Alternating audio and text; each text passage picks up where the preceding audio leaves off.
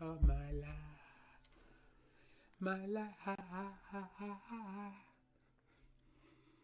And hello, everyone, and welcome to Get a Grip with Coach Elex. Happy Friday, everyone. I am your host, Coach Elex. I'm excited to be back with all of you after a week of a lot of traveling and a lot of clients and a lot of business.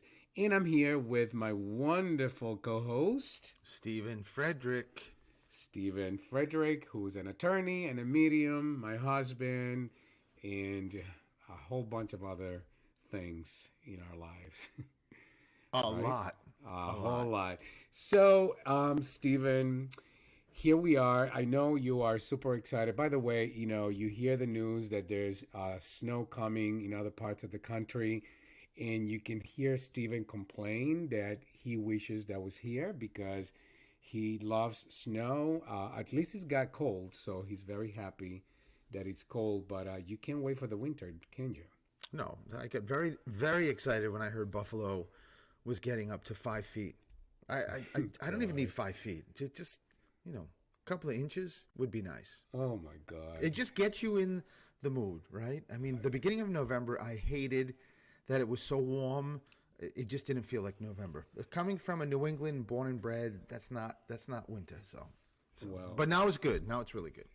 Well, yeah, because it's cold. I mean, the other day, Stephen had some clients, and me and the boys, we stayed downstairs. We turned on the fireplace, and it was beautiful, nice and toasty. Stephen comes down, and he barely stayed in the room for a few seconds before he's like, I'm dying here. This is way too hot. His face was red, and he's like, I got to turn this off. And all of us were so comfortable and so happy to be in that very nice toasty environment. But so it's been a crazy week. I was in Texas last week, and 2 weeks ago I got COVID again, and this time around. So if you can hear, I'm still a little bit congested because I had a very persistent cough that has not left me, but I'm feeling a whole lot better now than I was feeling back then.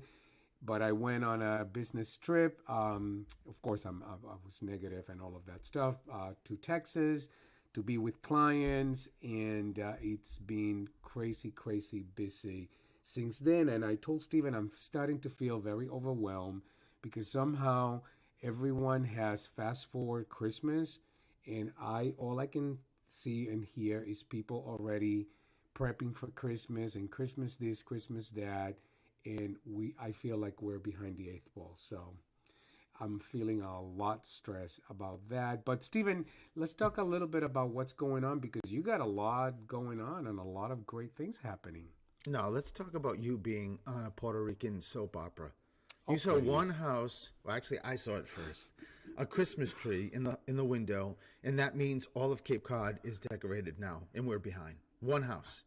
That's it. One house. Well, It's not even Thanksgiving. Actually, people who are listening to the show know that I am right in that there's Christmas everywhere. Everyone is already talking about decorations, and I see on Facebook all kinds of trees up already, and I'm like, oh my God, I can't even. I mean, our decorations that takes a week to put together, and so anyways.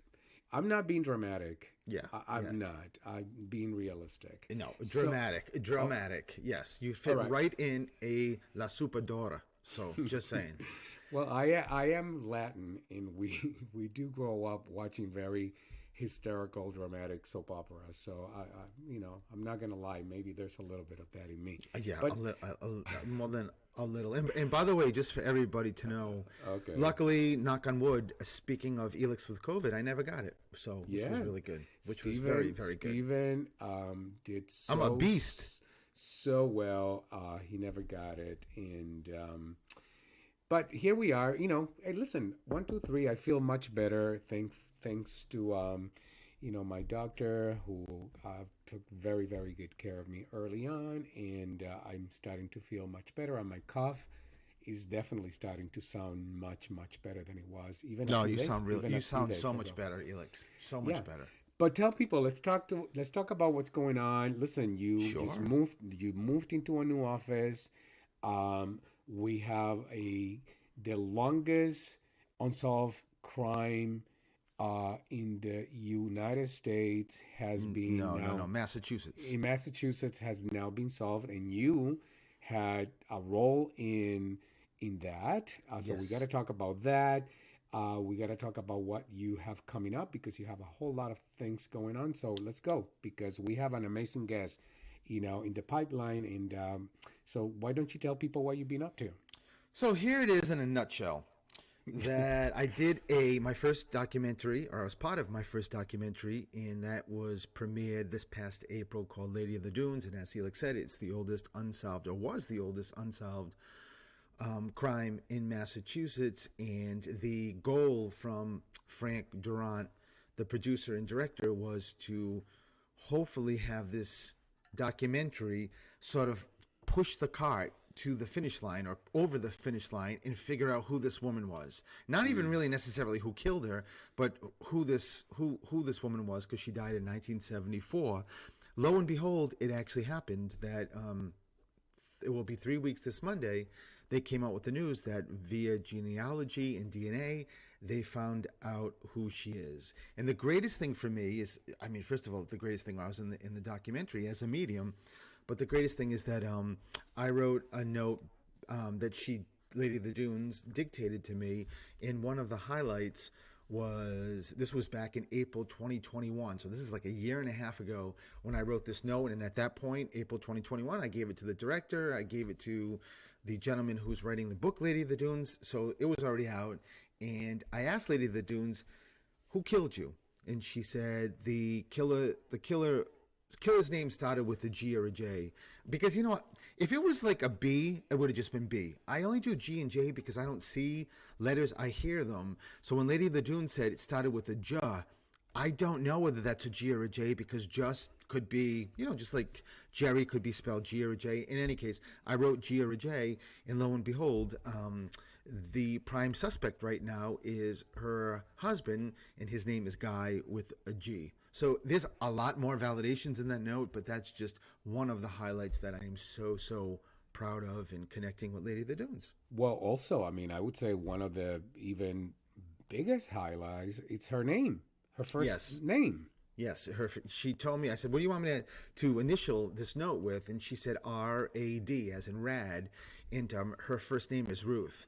The second and third letter, I don't know yet what that is, but we will find out, because the investigation is still happening, and from what I hear in the pipeline, there's more information coming out on this gentleman who married her, Guy, who married her in February 74, and then killed her in July of 74. He had already killed years ago his previous wife and her daughter, and somehow, I don't know how, eluded any criminal aspects. So I don't get that, but then again, that was back in early 70s, late 60s. In any case, Ruth, Lady of the Dunes, has her name.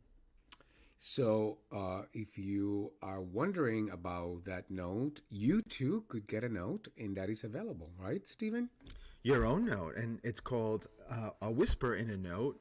You can go to my website, stephenthemedium.com, and you can purchase a reading, you can purchase a note, whatever is your fancy. And by the way, December 6th, a Tuesday night at 6:30, I'm doing a virtual group, which is limited to 8 people. There are some tickets left, not many, because it's 8 and they go very quickly. So if you're interested, the greatest thing is with 8 people, everyone gets read, which is a lot of fun. Like, you not only get to get read, but you also get to hear others, getting read, and parts of those other readings are always somehow, some way connected to you too. It's pretty cool how Spirit is so smart and how they work. And then December 20th, which is a Sunday, at 2 o'clock, I'm going to be doing readings also, but it's going to be a sort of celebration to my new office. Come in, meet my new office, meet me if you haven't met me, and there's going to be some Christmas cheer and some light refreshments, and I'm going to do some readings. So all on my website, Stephen the Medium.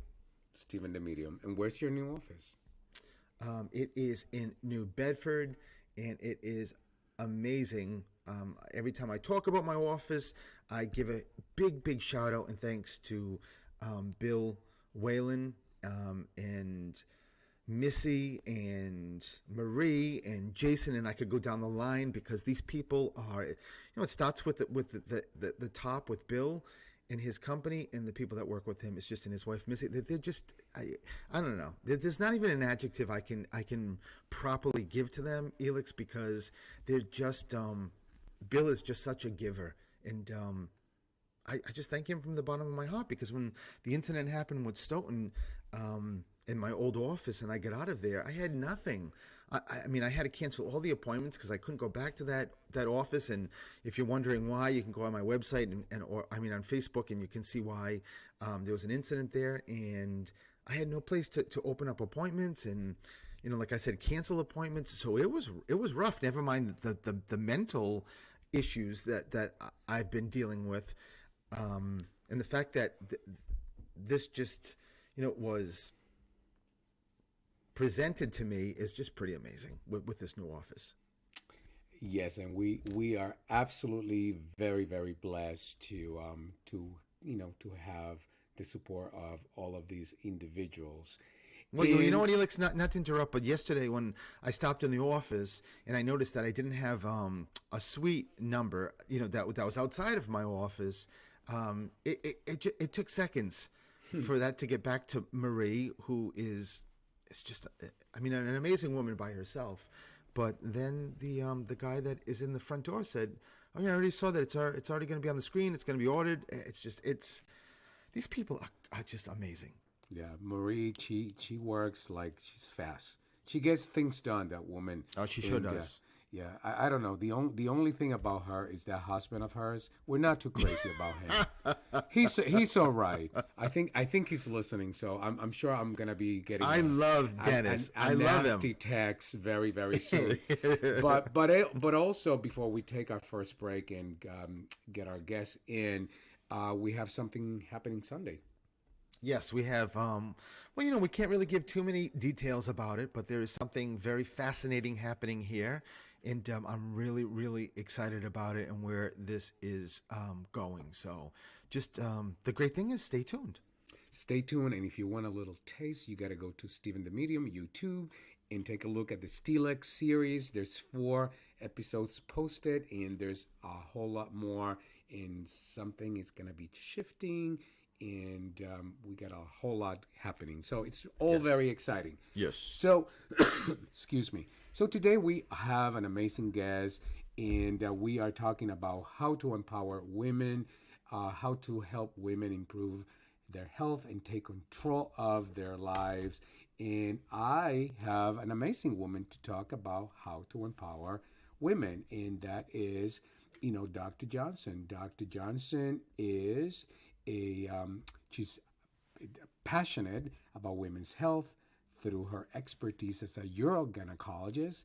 She has referred to herself as a bladder cheerleader, so I'm curious to know how that came about. And she helps women enjoy a great quality of life, and she's committed to being a champion for other women in leadership, and that is because she is a force to be reckoned with. So, if you are a woman or you have important women in your life, this is a show that you want to be listening to.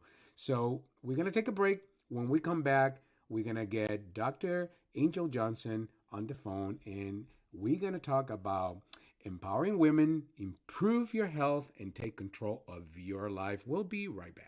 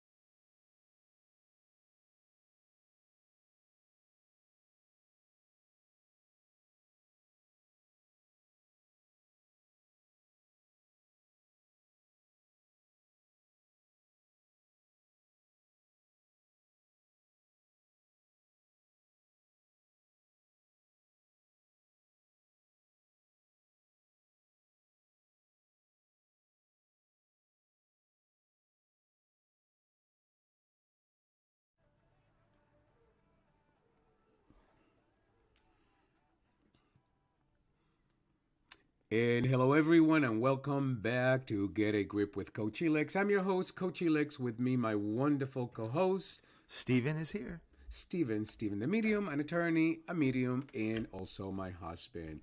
And today we are talking about empowering women, improving your health, and take control of your life. And for that, I have an amazing woman.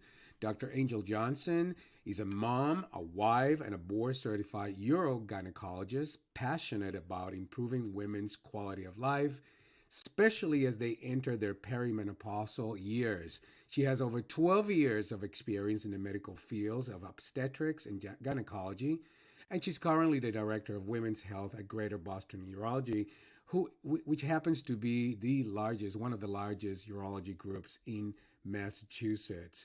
And I am so happy to have Dr. Johnson back. She was here several months ago, and we really want to talk about her determination to help women of all ages live happily by improving their health and inspiring them be better leaders. Dr. Johnson, welcome back. Hello, Elix. How are you? We are absolutely amazing and so even happier that we get to talk to you today. How have you been? I've been doing well. It's great to speak to you all. Well, thank you. Well, so let's start with the basics. You are our urogynecologist. So for those listeners who are wondering, so what is that field? Can you tell us what does the field of medicine entail? Sure. So urogynecology is not just the marriage of urology and GYN. It's a true subspecialty where I've developed expertise in dozens of different conditions that pull from either specialty, meaning that I treat and manage, bladder conditions. I help improve a woman's quality of life by treating any vaginal conditions she has, as well as improving bowel function. And so as a urogynecologist, I see many of my patients in the office, and I also perform surgeries that help to achieve those goals. And as a urogynecologist, I know your primary patients are women, and mostly women who may be approaching their perimenopausal years. Why do you specialize in women only, and what's the drive behind your passion for helping these women handle these conditions? Sure. So there's a couple different pathways to becoming a urogynecologist, and I was an OB/GYN first. So as a gynecologist, I've only trained seeing women. From the time, essentially I graduated medical school in 2010, and all of my training and expertise has been geared towards treating women of really all ages. Initially, I had a lot of experience with reproductive age women, helping them navigate pregnancy and delivery and birth choice. And now it's mostly postmenopausal women, although my youngest patient right now was 12. So my population ranges from age 12 to 103. So it's a very broad range. Another pathway to urogynecology is through urology. And so those urogynecologists might treat both women and men. And what's the drive behind why are you so passionate about helping women? So I'm so passionate about helping women because it answers my why. Why do I do what I do? Why do I get out of bed every day? And for me, it's to truly improve a woman's quality of life. I think in general, we live in a patriarchal society. We live in an environment that doesn't always consider the needs and desires and strengths of women. And so I've made it my personal goal and passion to really devote my life to achieving this goal. Right now, I'm doing it in the healthcare sphere where, I do it one-on-one with patients. But, in the future, I can see me scaling this model to a more national kind of platform and hopefully even worldwide to truly help improve a woman's quality of life in this way. And I'm sure that your patients are very, very lucky to have somebody like you be their champion. Now, you talked about your youngest patient is 12, and that was one of my questions. Are some of these conditions, do you some of these conditions, do you have younger patients? Absolutely. Just yesterday, I saw a 15-year-old who was having trouble with bedwetting, and it was leading to social isolation and Mm, embarrassment. And she came to my office really looking for solutions to help her live the life that she wants to live. And so, yes, we commonly think of bladder and bowel dysfunction as being age related, but it yeah. really can impact people of all ages for different reasons. And the other thing that you talked about is that, your specialty borders urology and OBGYN. How do these two roles intermarry and work in harmony in your experience? Yeah. So what I like about it is I can really pull expertise from either specialty, and it lets me not just treat in a vacuum. So I'm not only an expert of the vagina, and I ignore the relationship to the other structures that are neighbors, both north and south. When you think of kind of the structure of the pelvis. And so I'm able just to come from a broader perspective and make sure that we're not missing something and that we understand that different parts of the body work together. And when there's dysfunction in one area, it can have a ripple effect impacting other things too. Mm. Because I think that when I see a patient and I kind of put the picture together for them, I can really see them exhale. I can really see them say, "Oh, I thought everything was broken," and I'm like, "No, it was one thing that led to these other things," and it's just because I have a slightly broader perspective. So if somebody's listening to you today and they're listening and saying, I may be needing to see somebody like a gynecologist, um, what reasons should make somebody realize that they need to see somebody like you? Yeah.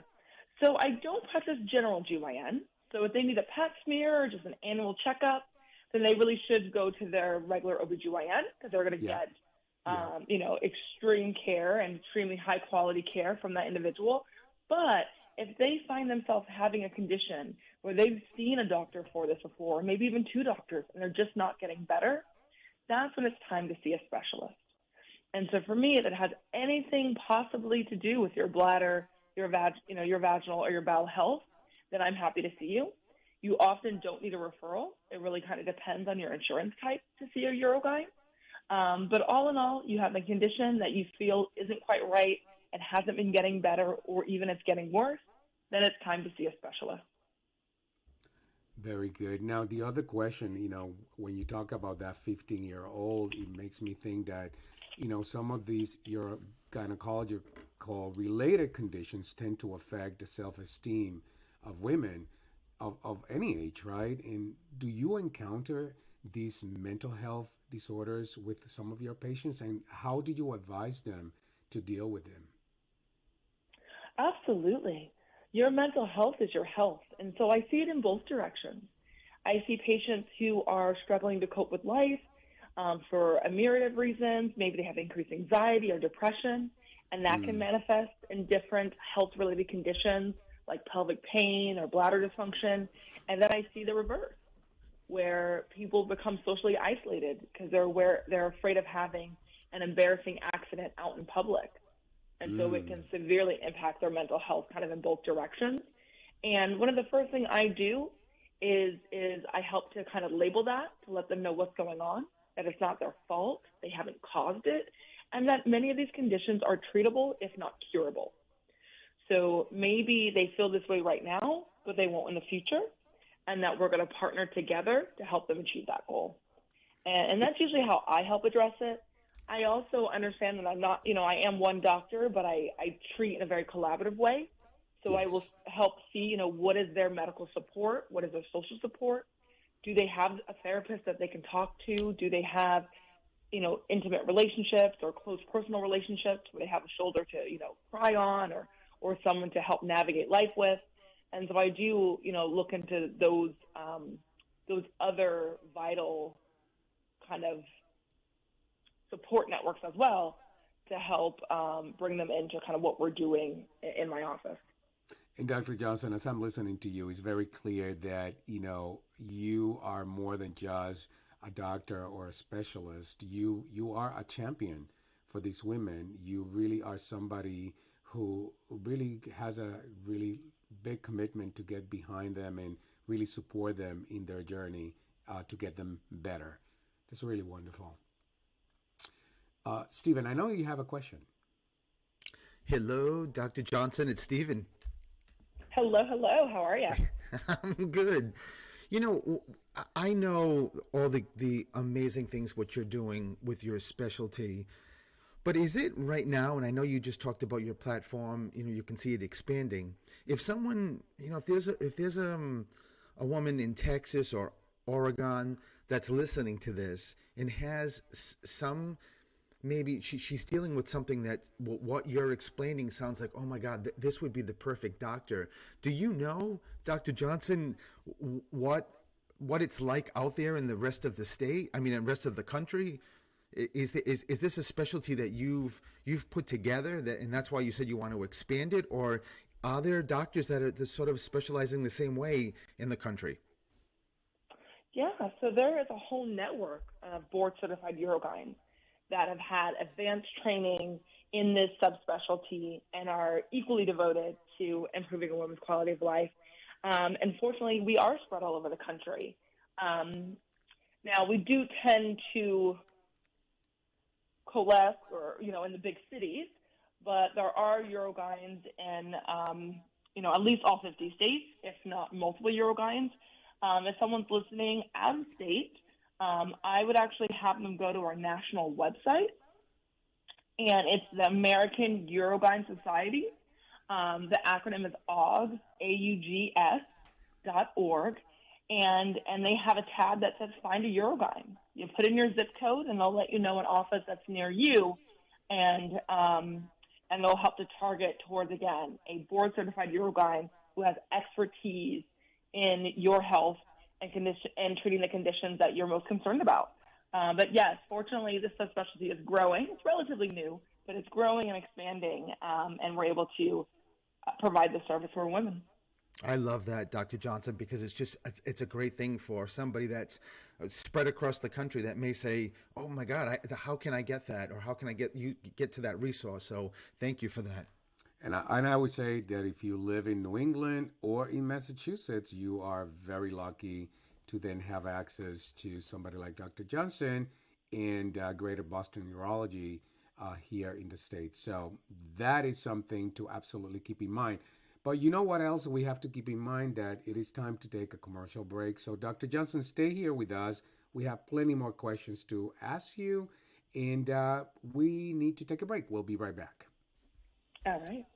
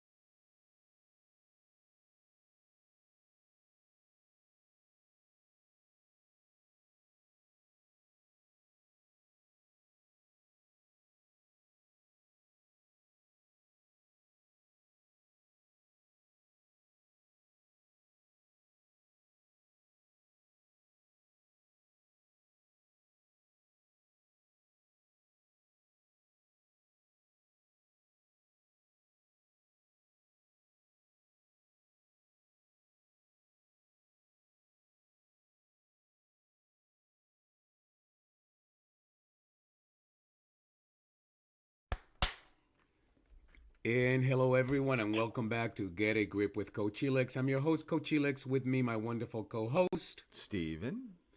and we are talking today about empowering women, improving your health, and take control of your life.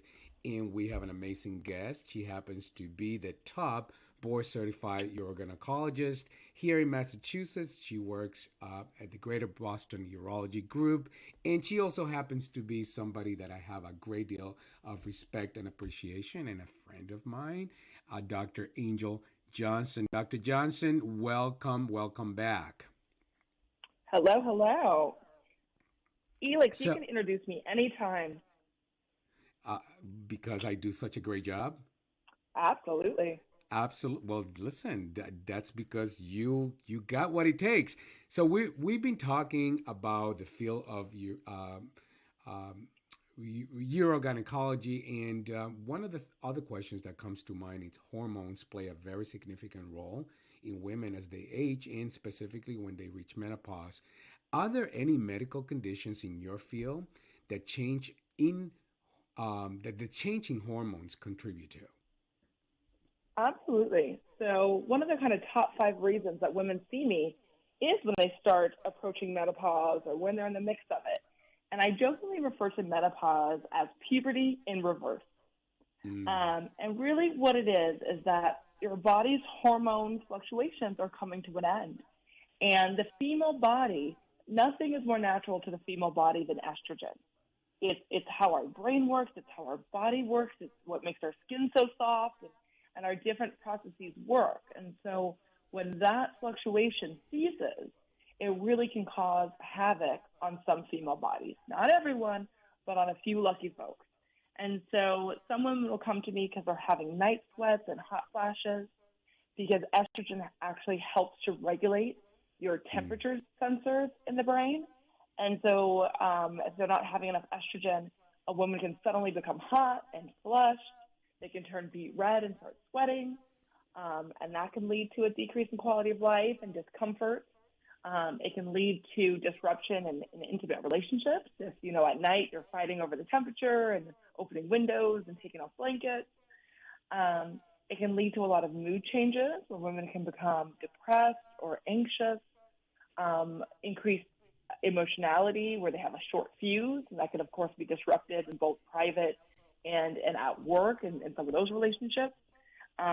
It can also lead to bladder dysfunction, as well as intimacy concerns with pain with intercourse.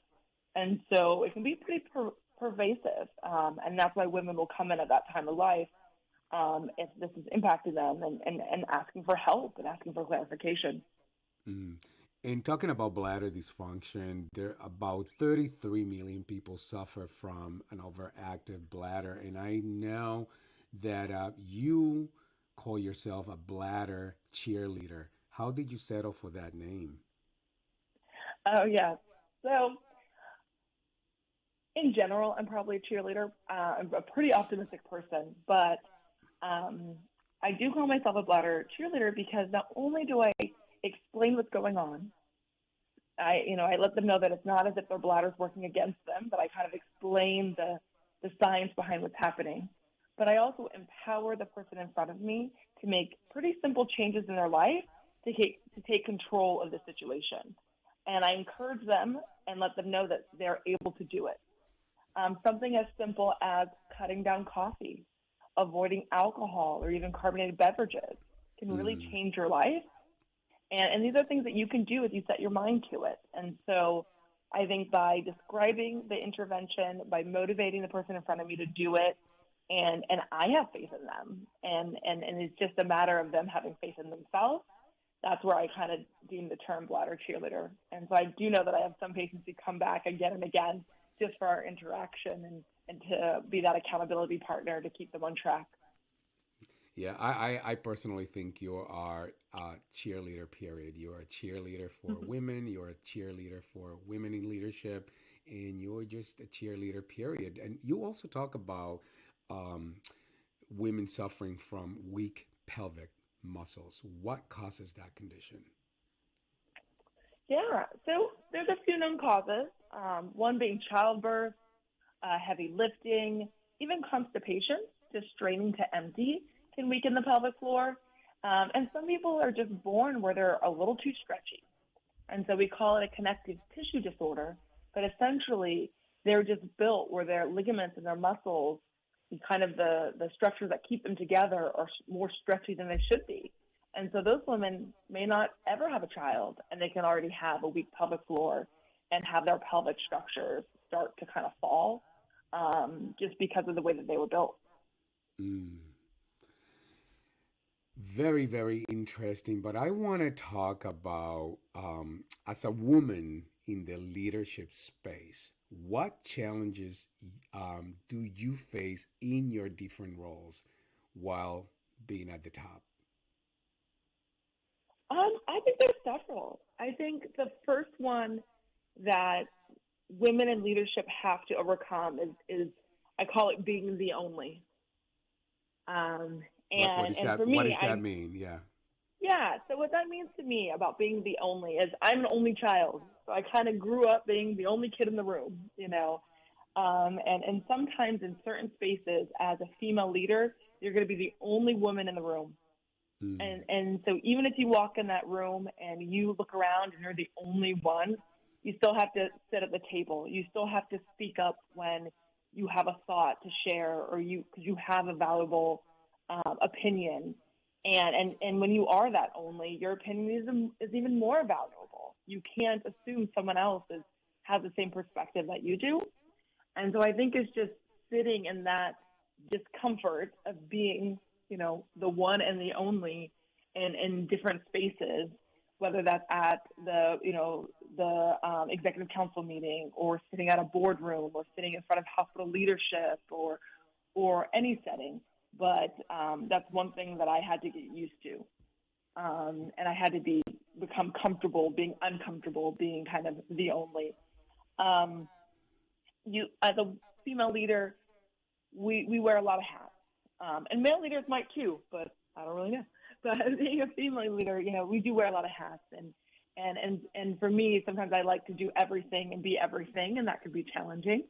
I want to be the best doctor, the best mother, the best wife, the best friend, the most fit, eating the healthiest, and so sometimes managing all those hats can be tricky to navigate, and to do it in that way, and to do it in a healthy way, and to maintain balance in that, and achieving all the goals that you want to achieve, and that you're capable of doing. I would say those two right now, kind of being the only and how to balance all those different hats, are some unique things that female leaders have to navigate. Yeah, and I will say, for somebody like you or any women in leadership listening to the show, you gotta claim that seat at the table. You gotta really honor who you are and really honor your voice, even when somebody may challenge that, even when somebody may say she's to this or to that, because we do have that tendency. That's excuse me, that's one of the most common microaggressions in the workplace, and it's people making those comments that certain women are to this, but they wouldn't make the same comment for a male colleague. And what I would say, and Stephen and I have had this conversation many a times, is a powerful woman who knows she deserves a seat at the table has to really get that you do have that seat at the table. And if somebody has an issue with who you are, that's their drama. That's not yours. So don't take somebody else's drama and make it yours, because that doesn't belong to you. That belongs to them. You just gotta simply own who you are and give power to who you are as a woman in leadership. And I know you certainly are a force to be reckoned with, and you certainly somebody who inspires a whole lot of other women in leadership. Thank you, Elix. But even as a force to be reckoned with, we are all human, and we all have those vulnerable moments. Absolutely. And it's just not getting stuck in that moment, right? It's saying, all right, that didn't feel great, or maybe that interaction wasn't what I thought it should have been, or I didn't say what I thought I should have said. but it's moving out of that space, moving out of that gap, let's say, and moving on to better things. And I think your ability to do that is another very resilient trait, especially in a female leader. Absolutely, absolutely. And you happen to be lucky enough to, have access to a wonderful person named Coach Elix. Just saying, just saying. Um, Oh, I know. I've sent a couple texts and calls in those moments. Absolutely. I love it. I love it. But we do need to take another commercial break. So, Dr. Johnson, hanging there with us. I do have a few more questions, and we will be right back. All right.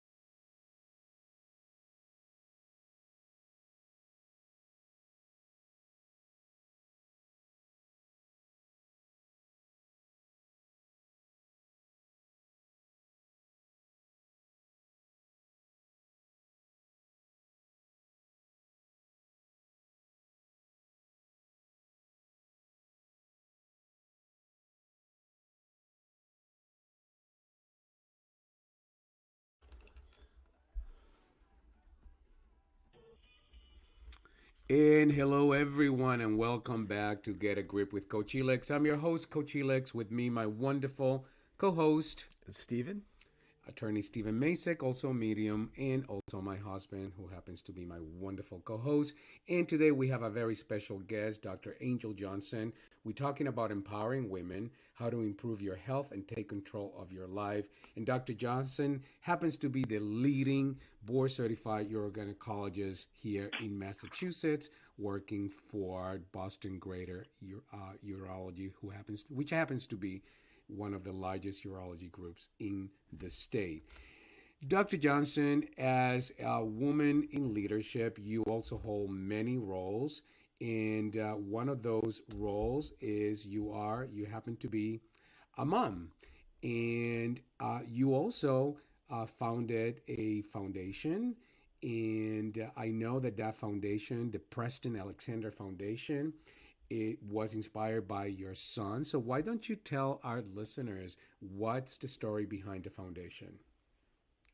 Sure. So my most important role is being a mother to my youngest son, Preston, who's 6, and my daughter, Ariana, who's turning 9 this weekend, actually.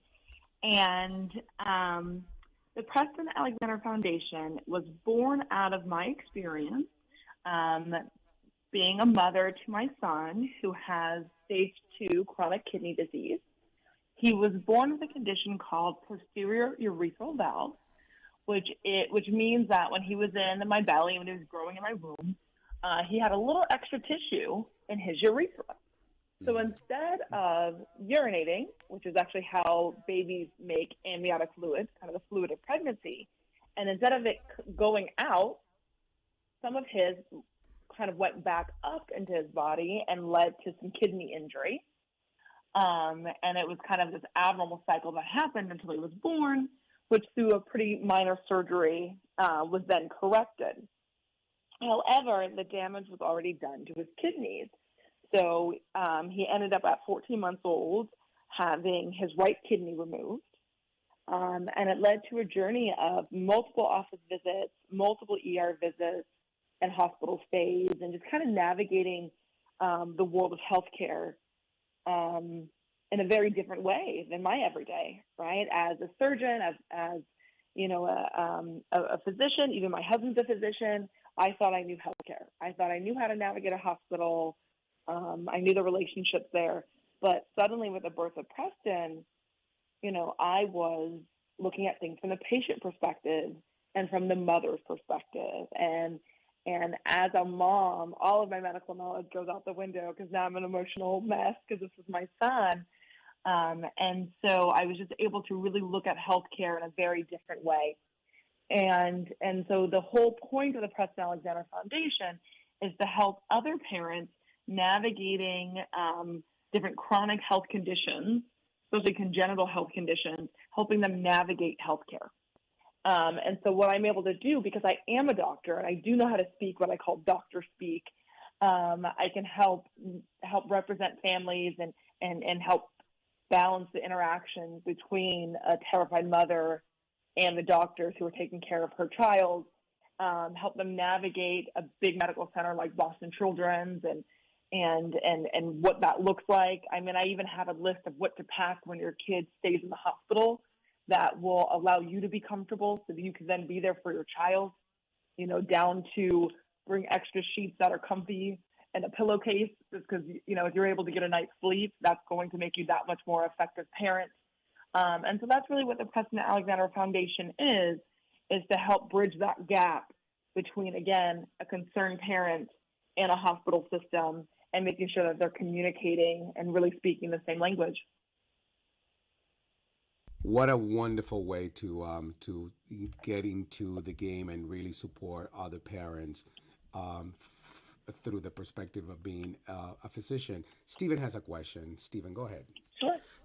Dr. Johnson, maybe about 12, 15 years ago, I used to watch this TV show, or maybe even more longer than that. It was a woman, a sex educator, Sue Johansson from Canada, and I started watching it actually in the late 90s, I think. And what I was just so surprised at, in a good way, is that she used to actually, on her show, and it was from Canada, but it was a national show, she used to always use this phrase for females: you have to get to know your vagina. And what I just thought that was amazing, because, you know, there's just still a lot of stigma about talking about, whether it's guys or women, about that particular area. So is there a lot of also education that goes along with, you know, when you're seeing a client? I remember Sue Johansson used to say for females to actually get a mirror and put it on the floor and really just to sort of take inventory of your vagina. And I certainly don't mean to be crass, but I thought it was a great thing, because she used to say that so many females never did that, so they weren't aware. And so I'm just curious, when someone comes to see you, do they also get, you know, education or maybe tasks like to maybe firm up specific muscles in that area? So absolutely. So I would say in urogynecology, we do some of the most complex counseling. And the reason why is because I have to give kind of a mini anatomy lesson. So I have to impart what is normal, how does your body normally function, and then take the person in front of me through, okay, so this is normal. Now, this is what is happening for you. This is the abnormal process. Because if you understand the normal and then what's happening now, the treatment makes a lot more sense. Meaning why I'm telling you to strengthen this muscle. Because now you're like, oh, well, so pelvic muscles control my ability to empty my bladder, my bowels, and have a functional vagina. So as I'm able to strengthen and coordinate those muscles, that's going to lead to better bladder, bowel, and vaginal health, right? So what I actually have is I have a picture of what we call the perineum, which essentially is the area in between the female's legs, and it's labeled, and I draw on it, and I give it to the person in front of me, and I really use that as an educational floor to make sure that when everyone who sees me understands just the names and the parts that they've had their whole life, because it's shocking that many women have no idea. Wow. And I have two funny anecdotes to say. One is I actually got an email from an angry Catholic school teacher because my daughter mentioned things. so it can backfire if you use the real terms starting from a very young age. So I have had to respond to a couple teachers that, yes, I'm a Eurogyne. We use the real terms. My daughter may use them freely because she doesn't have any stigma to what she's talking about, just as a framework, meaning in a non-sexual way, but just an accurate, this is what's happening kind of way. So that's one thing that can happen. But two, I actually am involved in my local church, and I actually did an activity where I printed out that same picture of the structure in between your legs. It was actually Women's Health Sunday, and I made a game called Label Your Bit. And I made women of all ages, church women, write down the names of the different structures. And it was shocking, the names that happened, like pocketbook and my special the treasure, all the different names that were used. But really, people didn't even know what was there, let alone what's normal or abnormal. So yes, people being familiar with their bodies, understanding the structure, not only will they understand what's happening, but it will allow them to better communicate with the healthcare provider who's there to help them. Wow. And after that workshop, Dr. Johnson was asked not to return to the church ever again. I thought, I was like, that's a little risky, but nope, they wanted me back. Oh, that's wonderful. Listen, this has been actually so fun and educational for both of us. I hope it has been just as educational for you guys listening. Dr. Johnson, we're at the top of the hour, so we have to complete the show. But how can people learn more about your work and connect with you? Absolutely. So I would have you first check our website, which is greaterbostonurology.com. So greaterbostonurology.com, and click on my face. So it's Dr. Angel Johnson. There's a ton or wealth of women's health knowledge. There's videos. There's copies of webinars that I've given that can just help provide information. I'm happy to see you in my office. I see patients both in Dedham and on the Cape. And so really just seek information. If every woman out there just even knew what can happen to their bodies, what are normal structures, we would just be far, far better off. So I'm happy to see you in my office, but I am more happy it's just that patients and women can get the care they need. Fabulous. Thank you so much for joining us. As always, you have an open invitation to come back anytime, and we love to have you back again. So, Dr. Johnson, thank you for joining us, and thank you for sharing your time and your attention so very generously with us and our listeners. Oh, thank you. This was fun. And Stephen, we are at the top of the hour, so we have just a few minutes to let our listeners know where can they find you, and remind them of anything else that you're up to in the upcoming days. So you can find me at stephenthemedium.com, and you can see everything that is upcoming, including December 6th and December 18th, which are going to be really, really fun events. So, or just to book an appointment with me, again, just go to stephenthemedium.com, and that's where I am all over social media.